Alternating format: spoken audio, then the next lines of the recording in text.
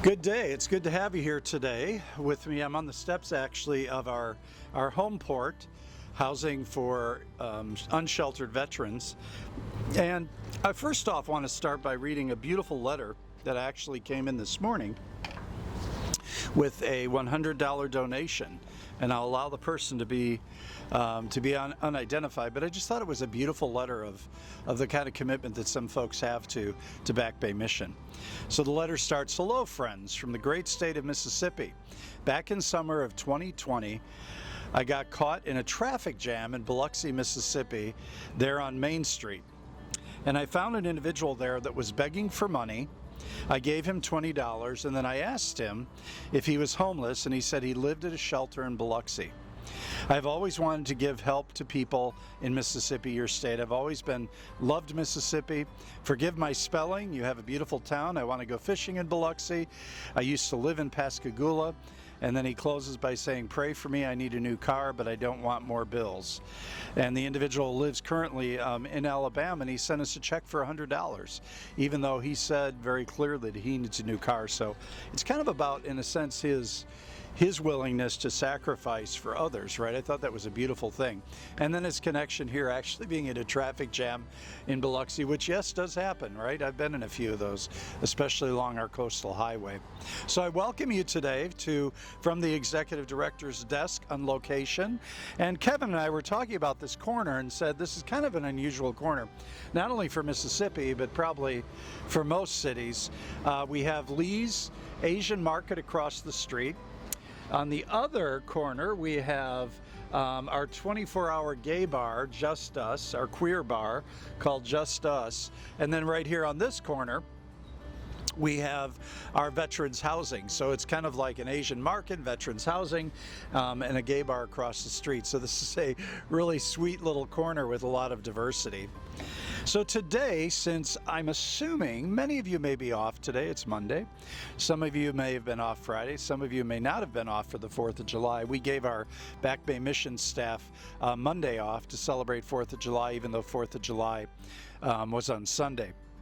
So I want to talk a little bit about home port. I want to talk about 4th of July, and I want to reflect a little bit about war. Because I guess when it comes to Memorial Day, when it comes to Veterans Day, when it comes to 4th of July, those are especially the three holidays where we remember those who've served our country in the military. I have a nephew that has served in the military, Billy. He was in the Marines. He was stationed up in Montana doing something quite secret. It's where he met his wife, and where he really kind of found, in a sense, his calling. He found some discipline, some direction in his life. He is now currently on the police force and working with individuals, teaching police officers kind of the finer things of policing. So I'm really proud of my young nephew, Billy England. So a shout out to Billy England. So home port here is for veterans, those who have served in our military, especially that are experiencing homelessness or unsheltered. And I think most of us probably know that often when individuals come back, or they've done a tour of service, or they've done an extended tour of service, there's often PTSD, injuries, and other issues, right, from military warfare. Well, here on the coast, we actually have Keesler Air Force Base, and that's very much a big part of our community. And as Kevin and I were talking, we realized that here, if you're a part of Ingalls, you're a part of the entertainment or hospitality work, or Keesler, those are kind of our major employers, along with the fishing, shrimping, and oyster industry. But I want to share just a little bit about Keesler. It's a very important part of the coast here. My understanding is that there's about 7,000 active duty individuals that live on Keesler or live around the area of Keesler. There's about 3,800 that are civil service employees. I think there's over 100,000 retirees that are down here from Keesler, and that means they get to oftentimes retire early. And probably about another 4,000 family members and another 1,800 contractors. So it's very much a large employer and a large part of our coast. And oftentimes if you go into restaurants and grocery stores and businesses, they'll ask if you're military and they'll give you a discount. And I think that, again, is very gracious and very beautiful. So as we're approaching this 4th of July, right? We all know it's called Independence Day. It's a federal holiday here in the U.S. that commemorates the Declaration of Independence of the United States in 1776 on July 4th. But for me, I've always liked to kind of reframe July 4th as Interdependence Day and not Independence Day. I think it does ring for our independence and freedom from British rule and British law and from King George III. But I think beyond that, it really also should speak to us about our interdependence. Our interdependence globally, as we know, this pandemic really showed us our interdependence, right? And now, especially as we're seeking to get the vaccine to second and third world countries or places where individuals don't have access, we realize our interdependence.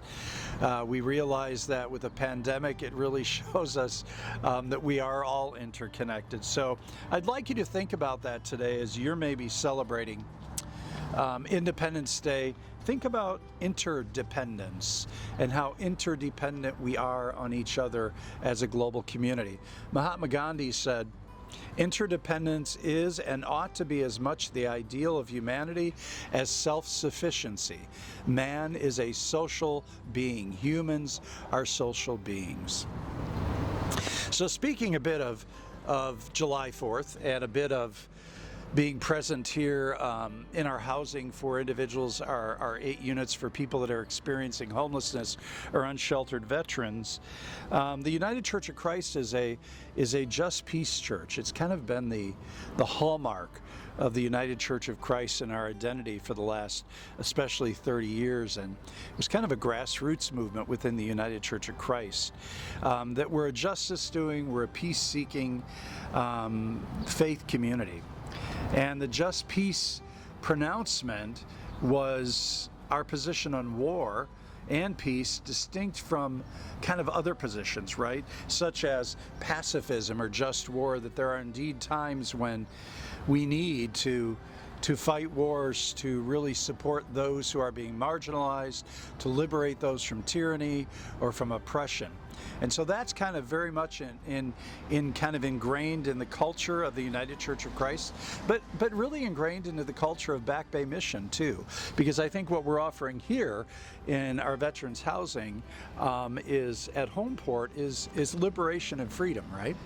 For those who have done the work of helping to liberate and free individuals. And I also think that on this National Day, it's important for us to remember that we are interdependent with our veterans. We're interdependent with our family members. We're interdependent with Lee's Market here, right? With the Asian community, especially as we've seen that uptick in violence against individuals who are Asian American. You know, we're interdependent with our LGBT brothers and sisters, our queer brothers and sisters who just recently celebrated in June Pride Month. And there's that interdependence to be human, to love, to respect, to honor, to lift up, and to celebrate the beautiful diversity of life. And so I kind of want to leave you with those thoughts today, and also want to challenge you with one more quote from the Dalai Lama. He says, "Interdependence is a fundamental law of nature. Even tiny insects survive by mutual cooperation based on innate recognition of their interconnectedness. It is because of our own human existence is so dependent on the help of others that our need for love lies at the very foundation of our existence. Therefore, we need a genuine sense of responsibility and a sincere concern for the welfare of others.